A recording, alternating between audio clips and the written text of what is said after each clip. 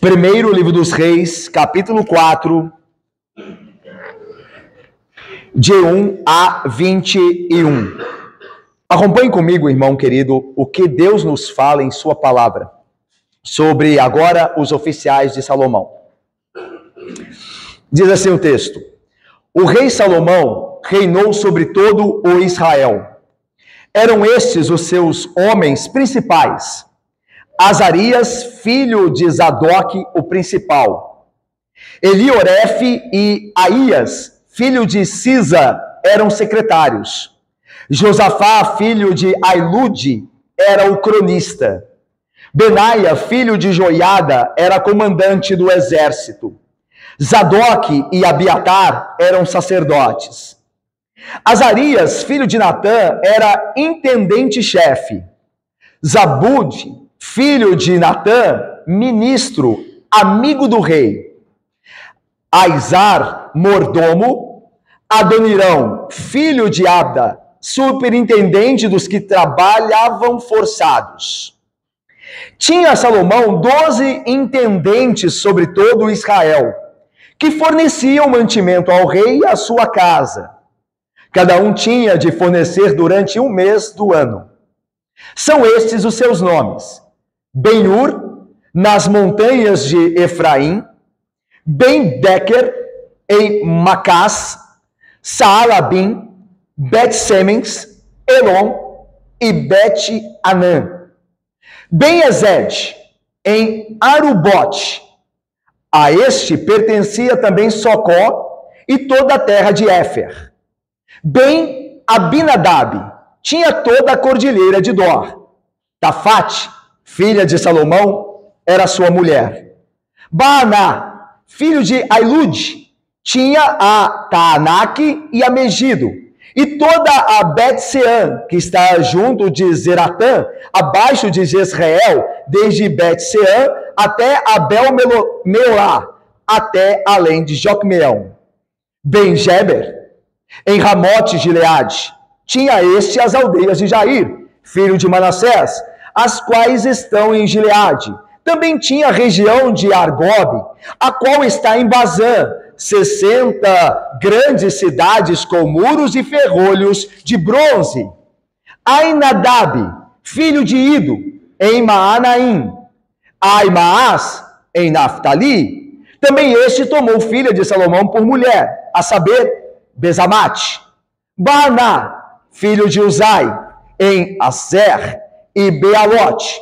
Josafá, filho de Parua, em Issacar. Simei, filho de Elá, em Benjamim. Geber, filho de Uri, na terra de Gileade, a terra de Seom, rei dos amorreus, e de Og, rei de Bazã. E havia só um intendente nessa terra. Eram, pois, os de Judá e Israel muitos, numerosos como a areia que está ao pé do mar. Comiam, bebiam e se alegravam. Dominava Salomão sobre todos os reinos, desde o Eufrates até a terra dos filisteus e até a fronteira do Egito, os quais pagavam tributo e serviam a Salomão todos os dias da sua vida. Vamos orar mais uma vez? Ó Deus santo e bendito, já foi, ó Deus, por nós, representados por um de seus filhos aqui, pedindo que o Senhor nos fale por meio de sua palavra e nos abençoe enquanto pregamos. Nós ratificamos este pedido porque dependemos do Senhor. Dá-nos graça, ó Deus, de amar ao Senhor, aquilo que o Senhor tem feito ordenadamente em nossa vida, e a sabermos que em Cristo Jesus, o Rei dos Reis, nossa vida não só tem sido ordenada, como será santa, assim como Ele é, ó Deus. Assim abençoa-nos na exposição da palavra, na pregação da mesma e no guardar daquelas verdades benditas, a fim de praticá-las pelo poder do Teu Santo Espírito que em nós habita. Abençoa-nos assim, nós oramos. Em nome de Jesus e com perdão dos pecados. Amém. Meus irmãos, Salomão era agora o terceiro rei de Israel, de forma que o seu reinado já havia passado por duas outras administrações. A primeira com Saul, a segunda com seu pai Davi. Salomão conhecia as promessas que Deus tinha feito a seu pai Davi, o segundo rei de Israel, incluindo a promessa de uma dinastia real que duraria para sempre. Salomão também conhecia a promessa que Deus tinha feito a ele mesmo, ou seja, que ele, o próprio Salomão, se tornaria famoso por sua sabedoria incomparável. Aqui, então, irmãos, temos diante de nós, na narrativa bíblica, um reino destinado a deixar a sua marca no mundo. Salomão estava construindo e participando de algo duradouro. Mas mais importante ainda, Deus estava construindo, por meio não só de Salomão, mas dele também, algo duradouro, erguendo os fundamentos de um reino que jamais teria fim. Mais importante do que Salomão está fazendo pelo reino, é o que o rei do reino e de Salomão está fazendo pelo reino e por Salomão. 1 Reis, no capítulo 4, que lemos, de 1 a 21, conta como Salomão organizou o seu reino, organizou a corte real, organizou o seu gabinete, os seus ministérios. Isso tudo faz parte da sabedoria na prática que antes fora pedida em oração por Salomão a Deus. O capítulo 3, por exemplo, nos narrou que Salomão pediu sabedoria e que em seguida Deus lhe concedeu. Depois, no mesmo capítulo 3, como vimos domingo passado, Salomão, ele de fato, começa a praticar essa sabedoria dada por Deus em julgar a causa das duas prostitutas com os dois bebês. O assunto aqui ainda é a sabedoria de Salomão. Não agora em fazer justiça, como fizeram no caso das duas prostitutas, mas aqui na sabedoria que organiza, a sabedoria que ordena o reino, que estabelece a sua estrutura para o seu melhor funcionamento. Depois nós ainda, se Deus permitir, nós veremos que Salomão também se valeu dessa sabedoria que Deus lhe deu para a construção, para a adoração, para o comércio. Então, esses capítulos que nós veremos em seguida são todos eles falando da sabedoria que Deus deu a Salomão e como ele colocou isso em prática. Aqui, então, no capítulo 4, só relembrando, a sabedoria é utilizada por Salomão aqui para a administração do reino, para uma organização prática da qual ele precisava para melhor governar o povo de Deus. Cida. É disso que o capítulo 4 fala, essa parte primeira, da organização de um reino para o melhor funcionamento do mesmo para a glória de Deus, que o Deus é um Deus de ordem, lembra? Nós estamos vendo isso desde o início do culto. O capítulo então começa com um relato ordenado dos ministros ou dos membros do gabinete real de Salomão. Muito legal isso aqui, né, minha irmã? Hoje, essa informação talvez seria apresentada por meio de um organograma, né? Certo? Um organograma, mostrando a foto de cada um, o lugar em que cada um está, a função que cada um exerce, não é assim? Mas aqui no texto, a Bíblia simplesmente lista o nome dos funcionários de Salomão com seus respectivos deveres oficiais. Vamos ver então, de 1 a 6 aqui, vamos ver primeiro, vamos olhar melhor, como a Bíblia nos faz aqui olhar, o gabinete real, aqueles mais próximos de Salomão, aqueles líderes mais importantes. Ana, olha aí, o rei Salomão reinou sobre todo Israel. Eram estes os seus homens principais. Azarias, filho de Zadok, o principal, e aqui o principal é o principal sacerdote, que havia um outro termo para o principal sacerdote, que era o sumo sacerdote. Ok? Haviam outros sacerdotes, mas este era o sumo, o principal, e o nome dele era Azarias. Eliorefe e Aías, filhos de Cisa, eram o quê? Eram secretários. Josafá, filho de Ailude, era o cronista, quem escrevia a história do rei, ou documentava os feitos do rei, ok? Era mais ou menos uma espécie de jornalista da época. Benaia, filho de Joiada, era comandante do exército.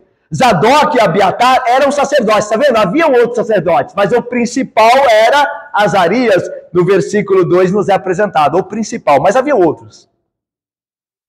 Azarias, filho de Natã, era intendente-chefe.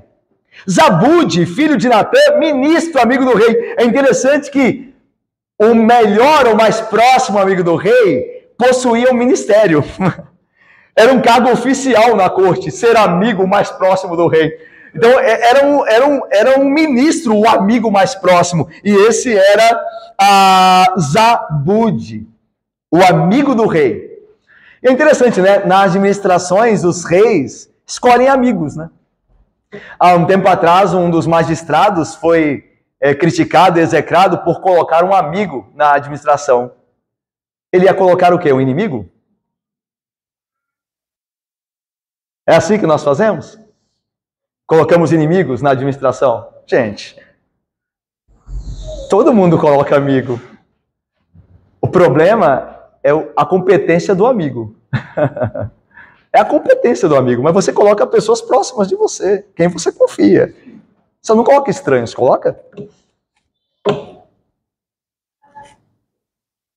Isso é verdade, irmão. Isso é a verdade nos conduzindo a olhar para as coisas que o mundo diz e olhar com precisão. Para nos livrar de qualquer tipo de engano, em qualquer esfera. Porque a verdade deve reinar em toda a esfera.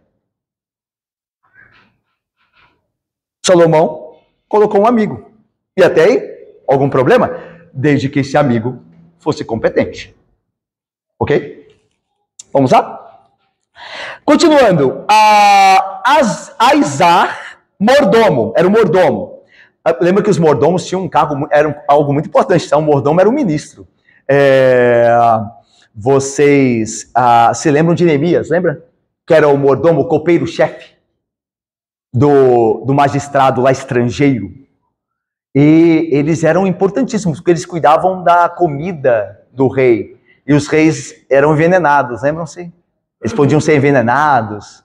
Então o mordomo era um cargo de altíssima confiança. Por isso que o mordomo aqui está entre o gabinete real de Salomão. Ok? Adonirão, filho de Abda, superintendente dos que trabalham forçados. Então, meus irmãos, vamos lá. Os nomes de alguns desses homens que aparecem aqui não são familiares, não é verdade? Alguns deles. Nós já encontramos alguns deles na narrativa de 1º, 2º Samuel e até mesmo no início de 1º Reis. Por exemplo, temos aqui Azarias, sacerdote, que tem o pai Zadok, que já foi mencionado no livro. Nós temos aqui Benaia, o comandante do exército. Nós temos Natã, o profeta. Então nós temos alguns homens aqui já conhecidos da narrativa. Salomão colocou os homens certos em posições de controle, homens leais à sua realeza e dispostos a realizar o trabalho de seu reino. As responsabilidades desses homens, como nós vimos, aqui tem cada homem, cada nome tem o seu ofício. As responsabilidades desses homens abarcam toda a gama de trabalho do reino. Temos sacerdotes aqui, como vimos, para conduzir o povo à adoração. Veja que a ideia de ordenação, de ordem, de estrutura, de organização. E lembra que o nosso ponto que nós vemos tratando desde o início do culto, louvando a Deus por ele ser um Deus de ordem. E aqui nós vemos isso refletido. Nós temos então sacerdotes para liderar o povo de Deus, temos secretários administrativos com os nomes egípcios, provavelmente nomes egípcios, esses que são os secretários. Veja aí comigo, no versículo de número 3, Eliorefe e Aías, filho de Cisa, eram secretários. É provável que esses nomes, principalmente Eliorefe, era um nome egípcio, tá? Provável, alguns estudiosos falam disso. Então eles eram os ministros das relações internacionais. Não tem o ministério das relações internacionais?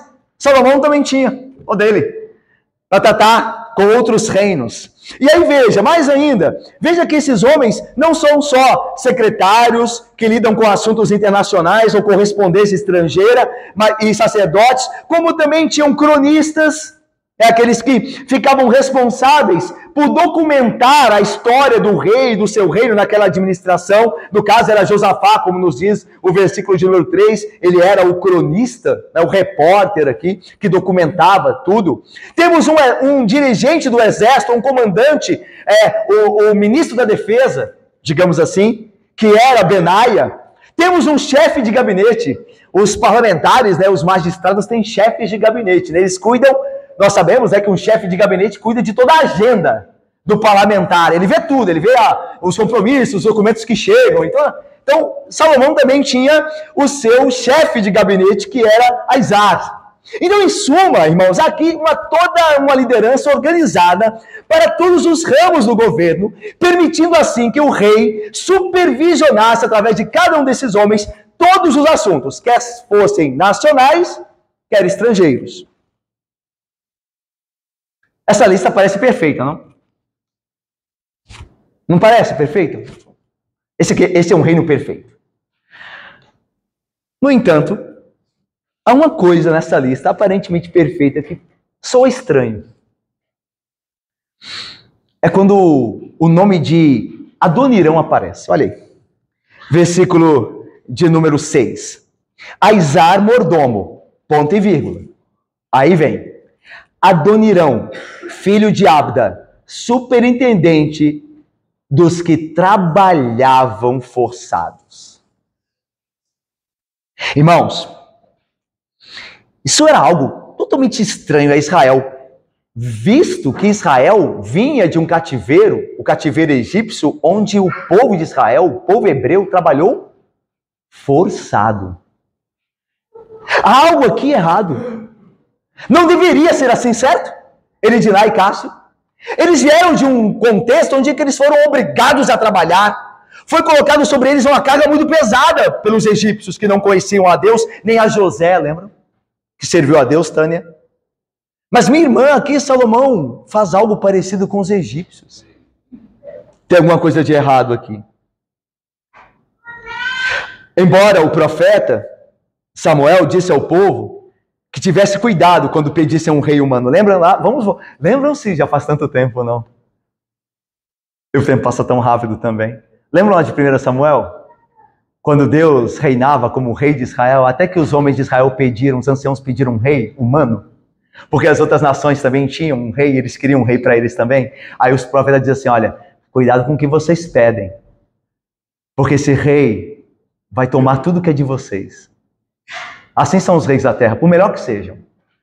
Eles vão tomar as coisas de vocês. Eles vão colocar uma carga pesada sobre vocês. E aqui é o que acontece. Na superfície dessa narrativa, que parece ser tão perfeita na organização do reino de Salomão, nós nos lembramos do desfecho do reinado de Salomão, que começa no final dele a apresentar problemas. Vocês se lembram, meus irmãos, que o perigo mora nos detalhes. Nós vimos quando Salomão, já vimos isso, quando Salomão, em 1 Reis, ainda nesse texto, nesse livro, melhor, quando ele toma uma mulher pagã, uma mulher egípcia para ser sua esposa. E nisso há uma brecha que vai conduzi-lo posteriormente a tomar muitas mulheres estrangeiras, e então a idolatria entraria no seu reino, prejudicando a sua própria vida e dos seus súditos. Mas começou com a mulher egípcia. Nunca começa demais. É sempre um movimento, uma brecha, algo que a gente às vezes não julga que vai fazer tanta diferença. É como aqui também, toda a estrutura parece muito acertada, mas há alguma coisa fora do lugar. Há trabalhos forçados. Esses trabalhos forçados vão estourar numa crise no reino, na administração desse mesmo reino, com o filho de Salomão, Roboão. É lá que essa brecha, que esse problema, talvez não percebido por Salomão, de colocar grande carga sobre o povo de trabalho e forçá-los a trabalhar, que vai estourar, por assim dizer, na mão do seu filho. Tanto que o texto diz que quando Roboão começa a reinar no lugar de Salomão, o texto diz assim, veio com toda a congregação de Israel a Roboão e lhe falaram, teu pai, uma referência a Salomão, fez pesado o nosso jugo. Ele nos forçou de maneira pesada a trabalhar. Ele nos oprimiu. Agora, pois, alivia tu a dura servidão de teu pai. Está vendo que o problema estourou? Começou lá e parecia que não ia ter tantos problemas porque estava tudo tão organizado. E então, vocês se lembram da história, nós veremos isso se Deus permitir, que Roboão diz não. Na minha administração, o trabalho será mais duro ainda. Eu vou desferir com escorpiões. Vocês verão que é uma administração dura. E aí o reino de Israel se divide. Ele ainda mantinha-se unido, coeso, mas por conta do que começa aqui, algo está acontecendo de errado e vai estourar lá na frente. Irmãos, nós temos que tomar cuidado, e o texto nos ensina que isso, com alguns pecados que nós acolhemos na nossa vida, que nós achamos que não vão nos custar muito caro depois. Às vezes não é nem você tanto que vai pagar com esse pecado. São seus filhos. Não é vocês, são seus filhos. É uma geração futura. Por causa de pecados que nós acolhemos e achamos de só menos importância. Afinal, nós temos servido tanto a Deus. Por que não aceitar isso aqui? Qual o problema? Eu tenho ido tanto na igreja aos domingos, por que eu não posso relaxar na terça-feira e faltar a reunião de oração? Por que não? E aí o meu filho, não só eu sou prejudicado, mas o meu filho olha para mim e diz, talvez as coisas de Deus não sejam tão sérias ou tão necessárias. E aquilo vai entrando na mente dele. E eu vou formando o caráter dele. E se eu relaxei em algumas coisas, meu filho se sentirá no direito de ir um passo a mais, 2 passos a mais do que eu fui. Cuidado com pequenas coisas, mesmo que a sua vida esteja como um todo organizada. Porque Satanás, lembram-se? Satanás, ele ama uma brecha. Basta uma brecha. Lembra de Davi, o pai de Salomão, quando o reino estava coeso, quando as vitórias estavam garantidas por um exército poderoso? Ele ficou em casa quando os reis costumavam a sair para as batalhas. E foi nessa brecha que Satanás entrou. Ele foi tentado e caiu. Quando viu aquela mulher, como nós vimos e já passamos por isso, na brecha. Tudo estava muito bem, tudo estava muito organizado. Mas na brecha, Satanás entrou. Não deis lugar ao diabo. Não deis lugar a ele. Porque se nós não sofrermos, os nossos sofrerão. Estejamos atentos. Estejamos atentos.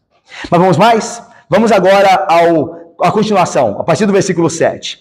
Além então dos líderes do governo, do gabinete real que nós vimos de 1 a 6, que serviam na corte diante de Salomão em Jerusalém, o rei Salomão nomeou governadores provinciais que serviam a certa distância do rei, ok?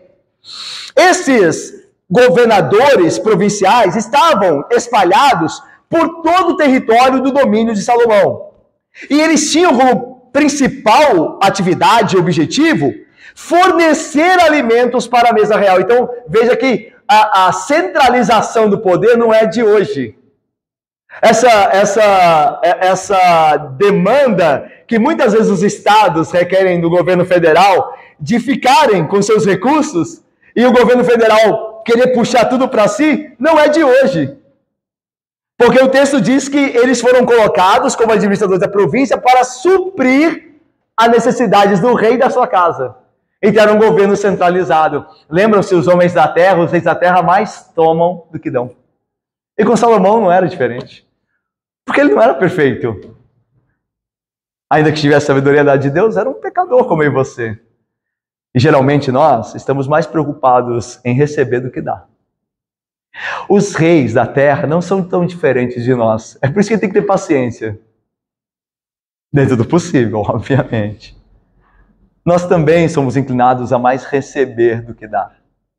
Os reis da terra também são. São homens como eu e você. Isso não quer dizer que eles estejam isentos da responsabilidade, nem inocentes quando fazem algo de errado. Estou dizendo que essa é a nossa inclinação.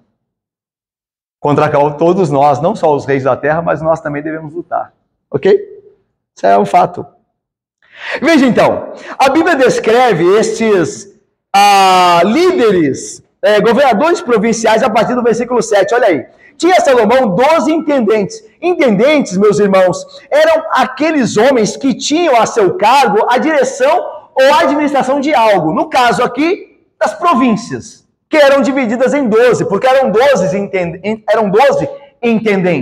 Eram 12 intendentes. Então, cada intendente sobre cada uma das 12 províncias, as quais foram divididas, levando em consideração as tribos, foram divididas dentro do reino, do território sobre o qual Salomão governava. Então veja, tinha Salomão 12 intendentes sobre todo o Israel. Então Salomão era rei de um reino grande e populoso.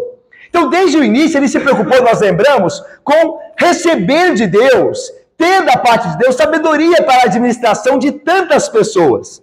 Então parte da solução que a sabedoria de Deus conduziu Salomão a tomar era colocar cada jurisdição ou cada distrito debaixo do governo de um líder, de um governador provincial. Ele seguiu mais ou menos o que Moisés, aconselhado por seu sogro Jetro, fez quando Israel estava numeroso demais para ser dirigido por ele. Jetro disse a ele, olha, coloca anciãos para que ajudem você a administrar esse povo, tão grande. E foi isso que Moisés fez, isso aliviou o trabalho dele. As causas pequenas, esses anciãos espalhados pelo povo, que lideravam grupos menores do povo, resolviam e as causas maiores eram levadas a Moisés. E assim então, Salomão faz aqui com Israel. Ele divide o povo em 12 províncias e coloca sobre cada uma das províncias um governador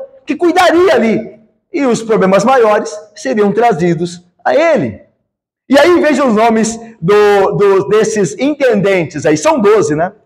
Veja aí, o versículo 8 começa, né? São esses os seus nomes. Ben-Hur, irmãos, não é o do filme, tá?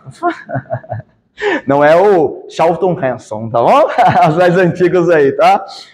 Então, Ben-Hur nas montanhas de Efraim, Ben-Deker em Macá, Saalabim, Bet-Semes, Elon e Bet-Anã. Então vai dizendo o nome, cada versículo diz um nome de um dos superintendentes ou dos intendentes sobre a província. E depois descreve a província sobre a qual ele está ali colocado para governar naquele local. Ben-Ezed, versículo 10, em Arubote, a esse pertencia também a província de Socó e toda a terra de Éfer. Ben-Abinadab tinha toda a cordilheira de Dor. Aí ele comenta sobre a filha de Salomão, que era a mulher dele. Tafate, filha de Salomão, era sua mulher. Baaná, filho de Aiute. E vou só citando os nomes aqui, tá? Para nós andarmos um pouquinho. 13, Ben-Geber, responsável também por províncias. Ainadab era outro. Versículo 15, Aimaas. Versículo 16, Baaná. Versículo 17, Josafá. Versículo 18, Simei. Versículo 19, Geber. Então veja só, irmãos. Aqui estão os nomes desses homens registrados na Bíblia. Agora, Bárbara, Júlia, Rebeca e Débora. Pense só, Lismar.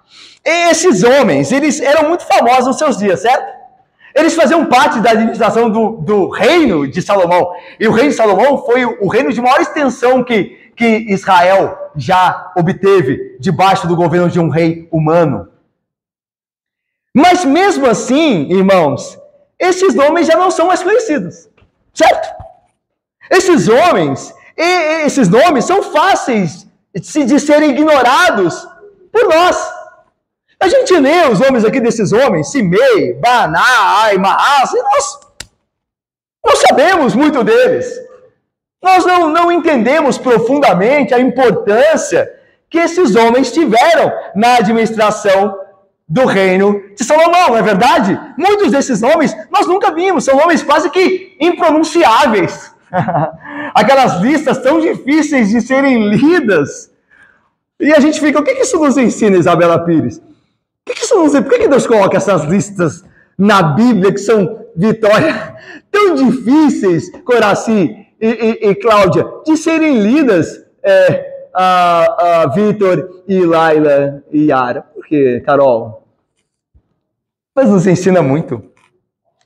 ainda que esses homens não são mais importantes para nós, e nós nem nos podemos mensurar a importância deles, para Deus eles são. A vida deles importava a Deus. E Ele quer aqui, através desse texto, Deus quer, através desse texto, lembrar que nós também importamos. Eu passo aqui a uma aplicação. No reino de Deus, toda pessoa é importante. A maioria das pessoas no mundo não tem ideia de quem você é. E talvez seja bom que permaneça assim. Porque são muitos que se corrompem para serem conhecidos e amados pelo mundo. Nem todo anonimato é, de fato, uma falta de bênção. Pense nisso. A maioria das pessoas do mundo não tem ideia de quem você é ou de quem nós somos como igreja. E nosso nome pode soar tão estranho a essas pessoas, como para nós soa um estranho o nome desses que lemos. Mas cada um de nós, como aqueles homens para o reino de Salomão, tem um nome que é conhecido por Deus em seu reino. Bem como a capacidade de servir ao Senhor Jesus no seu reino. Portanto, o que concluímos acerca dessa verdade, deste princípio? Nós não devemos desanimar se o nosso serviço a Cristo parece insignificante ou às vezes é esquecido por outros.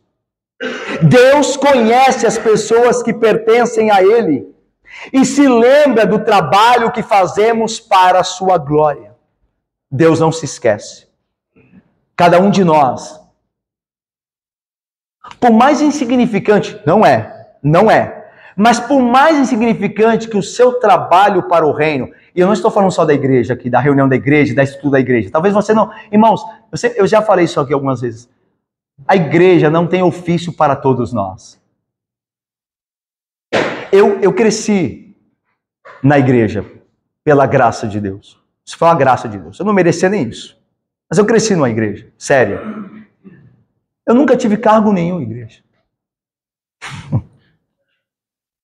Eu nunca tive cargo nenhum. Até que Deus, pela sua graça, e só pela sua graça, me tornou um ministro do Evangelho. Me capacitou para isso, pela sua graça.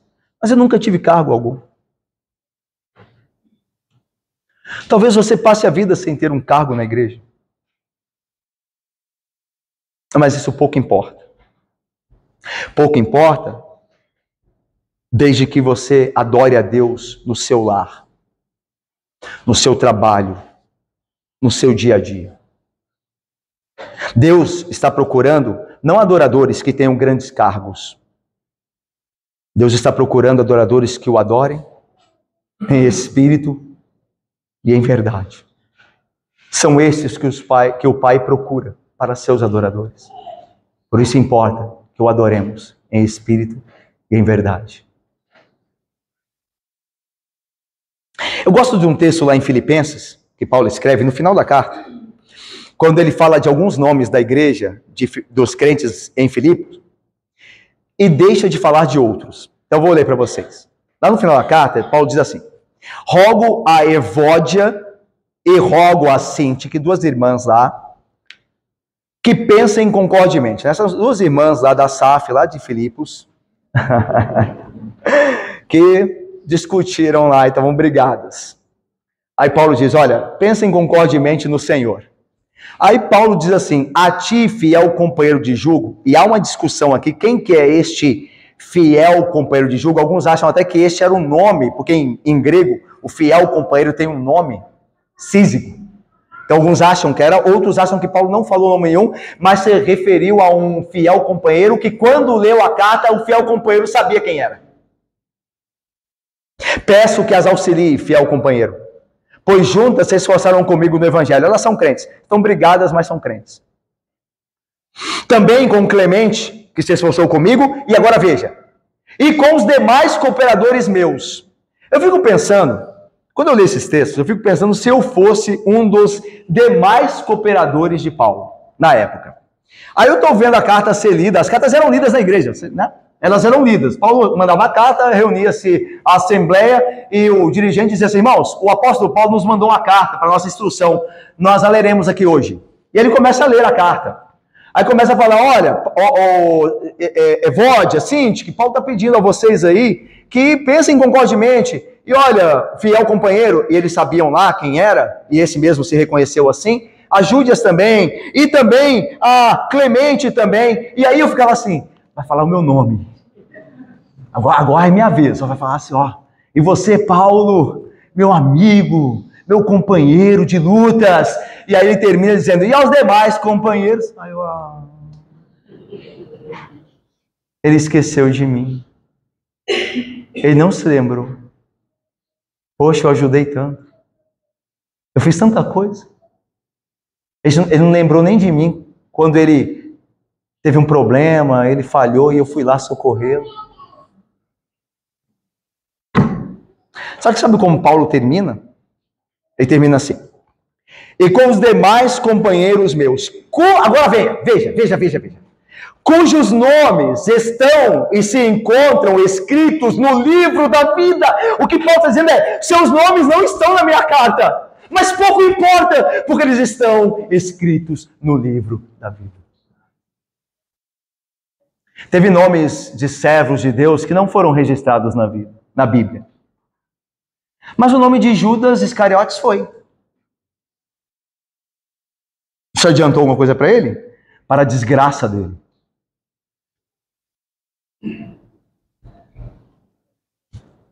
Os nossos homens podem passar a vida inteira sem receber sequer uma placa. Mas o que nos importa é eles estarem escritos no livro da vida. É o que nos importa. O que realmente importa. Deus conhece os seus. Deus se lembra dos seus.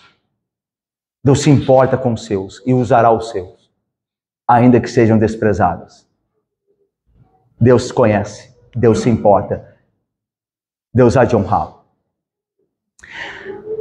Vamos mais? Olha só o versículo de número 20. Vamos ver juntos?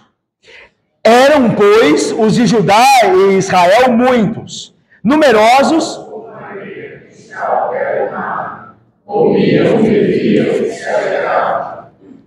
até aí. Irmãos, os filhos de Judá e de Israel, o povo, eram muitos, numerosos, como a areia que está no pé do mar. E mesmo assim, Salomão conseguiu, pela graça de Deus e sabedoria que Deus deu a ele, ordená-los. Colocar aquele reino enorme e populoso, diácono Paulo, em ordem. E aqui, meus irmãos, eu amo a Bíblia, né? E a gente faz aquela pregação expositiva, a pregação que nós vamos capítulos por capítulos. E se não fosse assim, quando é que nós falaríamos de um assunto desse tão poderoso, tão glorioso? Porque aqui nós vemos que Deus é um Deus de ordem e requer que o seu povo ande ordenadamente. Todos esses textos que mostram organização, quer de exército, como Números, o livro de Números é a organização do povo. Depois aqui, a organização da estrutura governamental de Salomão, tudo isso mostra que Deus ama a ordem. Deus também requer de nós organização para que melhor seja feita a sua obra. Aqui o Espírito Santo está mostrando que esse povo numeroso está bem organizado e que a administração ordenada é eficaz e é um dom da graça de Deus que traz alegria para o povo de Deus. Veja só, olha, irmãos, olha que bênção, olha que maravilha o que a Bíblia está fazendo aqui nesse texto. Está mostrando que tudo que é organizado faz que no fim o povo coma, beba e se alegre, porque há ordem. E onde há ordem, de fato, há progresso. Aonde é a ordem, de fato, há progresso. Porque Deus é um Deus de ordem. Nosso Deus ama a ordem. Isso se evidencia já na maneira como Deus fez o mundo. Deus estabeleceu um padrão ordenado. 6 dias ele trabalhou e no 7º descansou. E assim nos ordenou que façamos. É uma ordem, é um padrão. Ele está organizando as coisas. Ele está estabelecendo um ritmo de trabalho e de descanso. Não só trabalho. Quando você só trabalha, você está fora da ordem. A gente viu em 2 Tessalonicenses os que não trabalhavam, eles andavam desordenadamente. Mas quando você só trabalha, você está andando desordenadamente. Porque Deus também estabeleceu um dia de descanso, irmãos. Descanse. Se você só trabalha. E trabalhe. Se você só descansa. O amor de Deus pela ordem também é evidente na maneira como ele colocou, por exemplo, o sol para governar o dia, a lua para governar a noite, as estações do ano. É também evidente nas pequenas coisas que vemos ao nosso redor, tudo ordenado, nas simetrias de todos os seres vivos que Deus fez. A colmeia, a organização, a teia da aranha. A teia da aranha. A colônia de formigas. Todas elas, uma atrás da outra. Deus é um Deus de ordem. E Deus nos ordena. Temos ordem, por exemplo, nas relações humanas. A ordem de Deus não só se revela na criação, mas também se evidencia, é reconhecida nas relações humanas. Por exemplo, família. Nós a reconhecemos com a estrutura que Deus estabeleceu para o lar. Homem, se una à mulher, tenham filhos. O homem, a ordem é, se sacrifique em amor por sua esposa. A esposa, há uma ordem, ela já sabe o que fazer. A submissão respeitosa para com seu marido. Os filhos que obedeçam os pais que criem seus filhos, a disciplina, tudo isso é ordenado, isso é uma estrutura. E quando, irmãos, nós nos damos a esta estrutura ordenada, nós comemos e bebemos e nos alegramos. Satanás, ele deseja e promove o caos. Quanto mais confusão, melhor. É isso que Satanás está promovendo através das agendas deste século. O homem não é mais homem. O menino não é mais menino. A menina tem que decidir o que é. Confusão. Irmãos, aqueles que temem ao Senhor, que foram salvos pela graça, eles têm tanta vantagem. Eles começam a vida já sabendo quem são. E isso já é um avanço. Já é uma vantagem. Você já sabe o que tem que fazer. Irmãos, há pessoas que gostam muito de já saber o que vão fazer. Eu confesso que eu procuro ser assim, com todas as minhas falhas. Mas eu gosto de ter controle do que eu vou fazer, que eu farei. É óbvio que a gente não está no controle de tudo. Tem que saber disso, senão a gente surta. Achando que tudo... E a gente tem a tendência de achar que tudo está debaixo do nosso controle. E quando acontece alguma coisa fora do nosso controle, nós nos irritamos e tudo mais. E calma. Lembra que tudo está, não no seu controle, mas no controle de Deus. E aquilo que aconteceu fora do seu controle, está sob o controle de Deus. E só aconteceu fora do seu controle, porque Deus que está sob o controle de tudo, quis que acontecesse. E quer te ensinar algo sobre isso. Confia. Confia.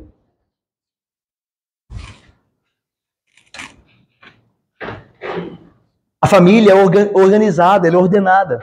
E quando ela funciona à luz do que Deus deseja, há felicidade. Há papéis bem definidos. Há ordem, e isso promove a prosperidade da família. No Estado, que também faz parte das relações humanas, a ordem está presente em seu ordenamento da sociedade, no qual os governos têm o poder da espada para fazer justiça, para punir o mal, preservando a vida dos justos e inocentes. Há uma ordem com relação ao Estado. O que o Estado deve fazer? E quando o Estado se esquece disso, há caos. Na igreja, a ordem. Deus deu pastores, mestres, antes apóstolos, profetas. É ordenado. Deus deu um dom a ele, outro dom àquele, para o melhor funcionamento do corpo. Porque todos os dons que Deus deu funcionam ordenadamente e devem fazê-lo para o benefício e edificação da igreja. E Paulo vai dizer que na igreja tudo deve ser feito com decência e ordem. 1 Coríntios 14, 40. Até mesmo José querido, na salvação cristina, e Cida, a Rafaela, ordem na salvação. Você sabia? Você sabia que você é uma menina inteligente demais, Rafa. A ordem na salvação. O Pai envia o Filho. O Filho, pela cruz, redime os escolhidos. O Espírito aplica a obra do Filho no coração dos escolhidos. Não é o Pai que aplica a fé no coração, é o Pai por meio do Espírito. Não é o Pai nem o Espírito que morrem na cruz, é o Filho. Há uma ordem na salvação. Tudo é ordenado. Tudo é bem estruturado. Mas agora vamos aqui. Me permitam um pouco mais. Numa advertência. Aqueles que amam a ordem e o fazem com zelo extremo, podem cair num perfeccionismo que será danoso. Então vamos lá com calma. O amor de Deus pela ordem faz parte da sua bondade. Deus é um Deus ordenado, mas é um Deus também que é paciente, que é bondoso. Imagine Deus exigir que as coisas funcionem sempre segundo a ordem dele. Nós já teríamos sido destruídos. Concorda? O fato de Deus amar a ordem não faz dele um tirano que quer fazer com que a coisa aconteça à força. Ele poderia, mas ele não é assim. Ele é bondoso, Deus. Claro, meus irmãos, há uma espécie de ordem que pode ser opressiva, uma obsessão perfeccionista. E às vezes nós somos inclinados a isso. Por exemplo, com filhos. Às vezes nós esquecemos que os nossos pequenos são ainda pequenos. São crianças, então eles vão, às vezes, gritar, eles vão, às vezes, chorar, eles vão, às vezes, se agitar, e nós queremos que eles se comportem, muitas vezes, como adultos. Eles ainda são crianças.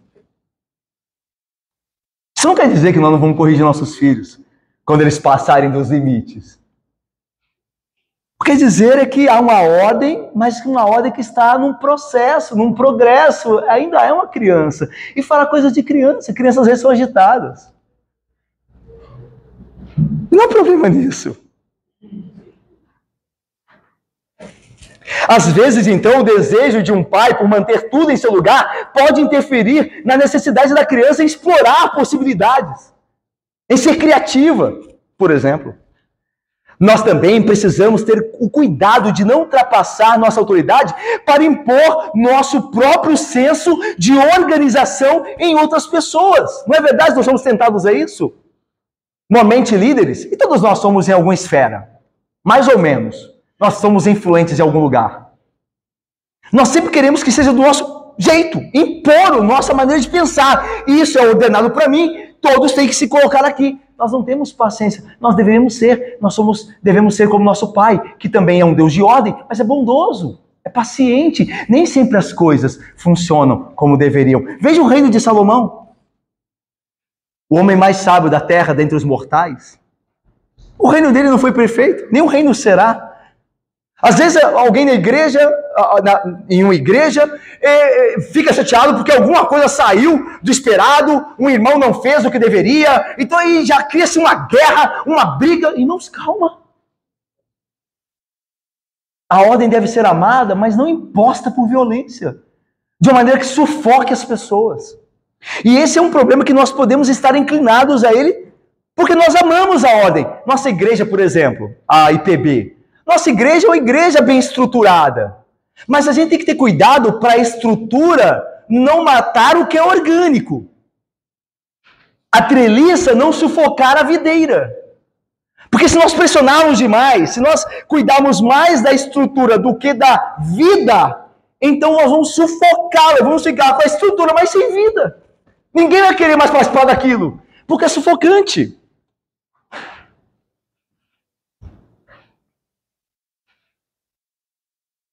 Normalmente, o dom da ordem, na Bíblia, vem de algumas formas e regras simples e necessárias que definem uma estrutura básica para os nossos relacionamentos. Veja só, não é surpreendente que a Bíblia não fale tanto sobre casamento? Veja, a Bíblia fala de casamento, mas não fala tanto. Ela dá princípios básicos. Marido, ame a sua esposa como Cristo amou a igreja. Mulheres, sejam vós submissas aos vossos maridos, como a igreja é a Cristo.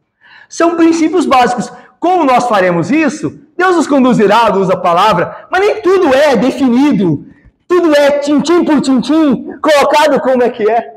São princípios básicos para a liberdade do povo de Deus dentro dos limites da sua palavra, dos seus princípios. Então, ao aplicar esses princípios básicos nas esferas da nossa vida, precisamos de sabedoria para compreender que tipo de ordem devemos instalar em cada situação da vida. Quando cobrarmos alguém, quando não cobrarmos. Tem coisas que se é cobrada que não tem sentido nenhum, irmãos. De oprimir pessoas por coisas que, ok, aconteceu, não tem problema, vamos seguir com isso aqui.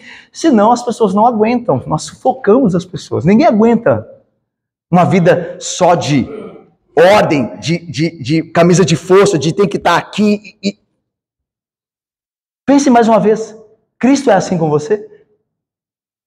Ninguém ama mais a ordem do que Cristo. Ele criou todas as coisas ordenadas. E Ele é assim que Ele nos trata quando nós pecamos. Ele nos destrói, Ele não faz isso. Embora Ele ame a ordem, Ele ame a santidade, Ele mesmo é o santo de Deus. Mas Ele não nos trata assim, Ele tem paciência conosco. Mas vamos lá. A igreja deve ser assim. O mesmo dom da administração está disponível. Lembra que Paulo disse que entre os dons há o dom da administração. Aquela pessoa que sabe organizar. E às vezes a gente acha que esse dom não é tanto espiritual, né? Porque eu falei agora, acabei de falar do perigo de ser muito organizado, se dar muita ênfase à organização, esquecendo da dinâmica que a igreja e as relações humanas são também orgânicas. Mas, por outro lado, também não é para ser tudo uma bagunça. Claro que não. A Bíblia fala do dom da administração. E interessante que às vezes a gente vê esses dons como não espirituais, né? A gente olha lá na lista de Paulo, o profeta é espiritual, o curar é espiritual, falar em línguas é espiritual, mas o dom da administração, Mas é um dom tanto espiritual como qualquer outro deles, porque Deus é que dá. Então louvemos a Deus por irmãos que são levantados, que têm uma mente de organização, uma mente estruturada, que pensa como vai funcionar melhor as coisas. Que bênção esses irmãos são. Às vezes, irmãos, todos nós, às vezes, muitos de nós não têm esta mente, e nós precisamos de alguém que organize as coisas. Ao mesmo tempo que organiza, precisa de alguém orgânico, alguém que também saia um pouco da estrutura para dar um alívio. E assim nós vamos mutuamente nos edificando, chegando àquilo que é de fato perfeito, aquilo que é harmônico entre a treliça, a estrutura pela qual a videira cresce e a videira também. Nós temos que pensar dos dois lados, e Deus faz isso na sua igreja, segundo os dons que dá. A igreja, então, não deve se ocupar apenas com julgamentos morais e precisos. É óbvio que ela tem que se preocupar com isso, mas não é apenas com isso. Ela tem que se preocupar com a estrutura eficiente e ordenada, que impeça o caos, o desperdício de controlar também a vida das pessoas, que é um outro extremo. Alguns de nós lamentam muitas vezes a igreja ser, a IPB, por exemplo, burocrática, fazer reunião para tudo. Quando fala de assembleia, onde serão prestadas contas. Para que isso? Essa igreja devia estar orando, né? Assim, né? A igreja devia estar orando, né? Prestando conta. Mas isso faz parte. Isso não é o mais importante. Isso não é mais importante. Judas era aquele que prestava conta lá entre os apóstolos. Então não é mais importante, mas é importante. Então é equilíbrio. Nem muito 8, nem muito 80. Nem muito ao sol, nem muito à lua. Devemos crescer juntos. Reconhecendo dons. Essa pessoa eu preciso dela porque ela tem uma mente mais organizada. Ela pensa mais em estrutura. Essa aqui eu preciso dela porque ela é mais dinâmica. Quando a estrutura falha, quando a estrutura engessa, ela tem uma saída. E assim o corpo de Cristo é edificado. Eu termino. Tem muita coisa aqui. Mas eu termino com o versículo 21. Olha aí, versículo 21. Vamos ler juntos? Nós terminamos? Leiamos. Dominava Salomão sobre todos os reinos.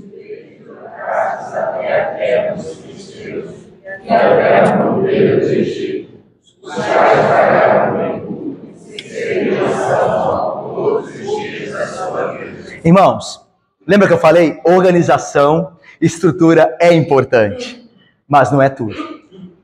Você acha que o reino de Salomão foi abençoado porque ele organizou tudo direitinho? Porque ele foi zeloso com cada ministério? A gente já viu que não, né? Ele colocou lá o ministério daqueles que regiam ou administravam aqueles que eram obrigados a trabalhar forçadamente. Já tinha um problema lá, certo? Não era perfeito. Por que no fim do texto diz que o reino crescia, se estendeu do Eufrates até a Filístia e até a fronteira do Egito? E não só isso, como as pessoas daquele reino de Salomão comiam e bebiam e se alegravam. Por que isso aconteceu? Não foi por causa da administração de Salomão, embora ela participou disso, ela teve seu mérito, mas não foi em suma por isso, foi porque Deus cumpriu a promessa dele. E isso nos lembra o último versículo. Você leu e você se lembrou de algo. Olha só, dominava Salomão sobre todos os reinos desde o Eufrates até a terra dos filisteus, até a fronteira do Egito. Lá no versículo de número 20, diz assim: Israel e Judá eram muitos, numerosos como a areia que está ao pé do mar. Irmãos, a quem Deus disse que a sua descendência seria mais numerosa do que a areia que está à beira do mar? A Abraão.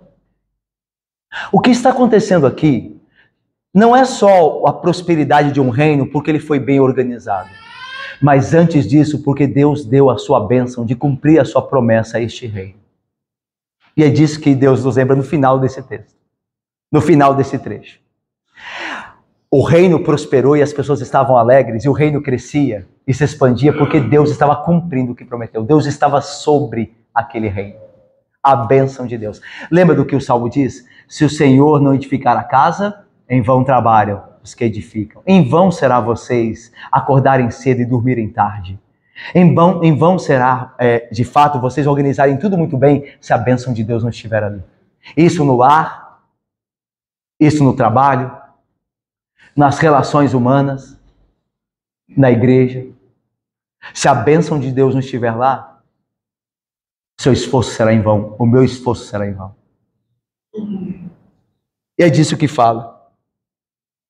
Superficialmente, esses versículos falam do tamanho do reino de Salomão, tanto em termos de população quanto em geografia.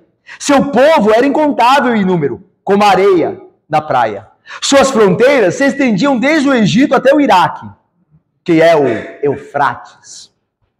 Mas para compreender plenamente o significado desses versículos, precisamos nos lembrar que o que está acontecendo só acontece porque Deus prometeu abençoar o seu povo. Lá em Abraão, Deus diz: deveras te abençoarei e certamente multiplicarei a tua descendência como as estrelas dos céus e como a areia na praia do mar. A tua descendência possuirá a cidade dos seus inimigos.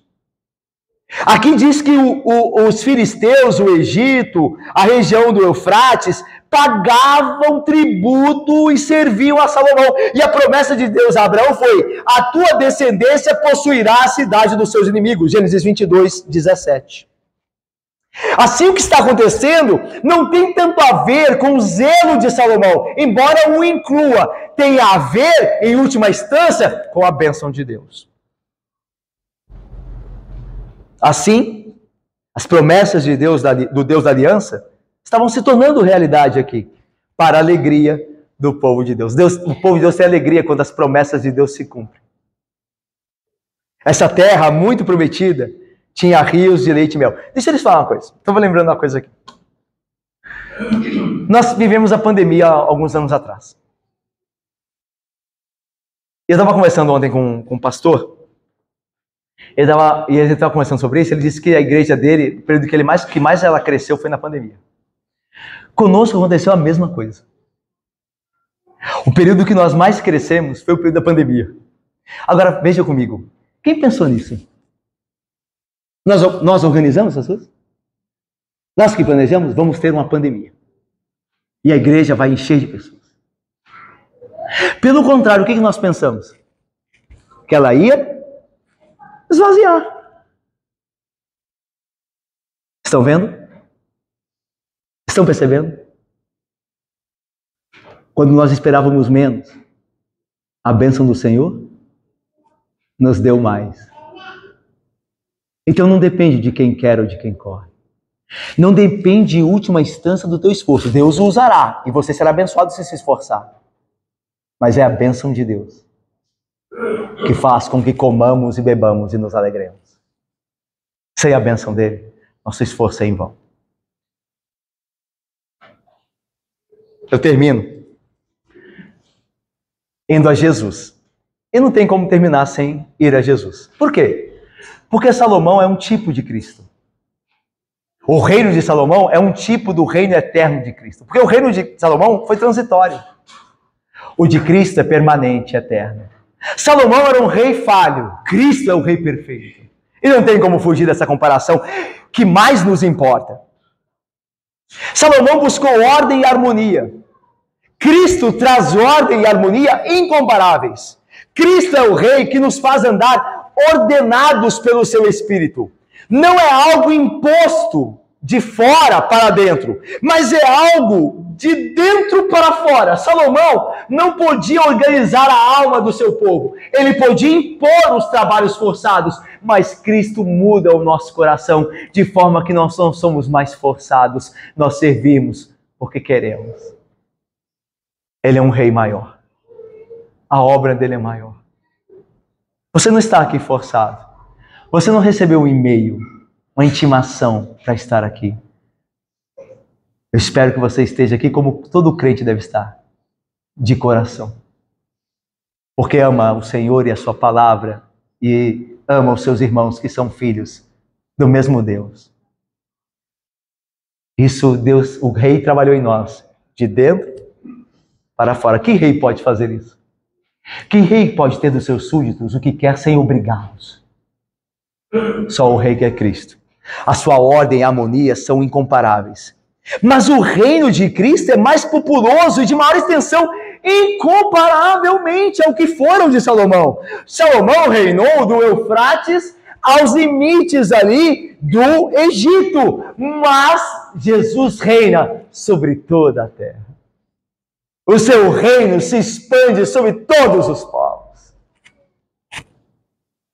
Nós estamos indo a uma conferência essa semana, onde um egípcio falará de Cristo. Porque o Senhor reina sobre todos os povos. Ele tem crentes em todos os lugares. Os seus súditos estão espalhados sobre a face da terra. Estão espalhados sobre a face da terra. O seu reino é muito maior. O de Salomão é insignificante em toda a sua glória, perto do reino de Cristo. Jesus Cristo tem atraído todos para si. Ele tem chamado os seus de todos os lugares, de todos os povos. Por fim, Jesus Cristo recebe mais e maiores tributos do que Salomão. Olha o que Davi escreveu. Nós lemos no culto. Paga-lhe tributos os reis de Tarsis e das ilhas. Aliás, foi Salomão que escreveu. Os reis de Sabá e de Sebá lhe ofereçam presentes. E todos os reis se prostrem perante o rei justo. Todas as nações o sirvam. Nós somos súditos, pertencentes a este reino de Cristo Jesus. Que privilégio, que verdadeira felicidade. Quanto mais Cristo é adorado, mais nos alegramos.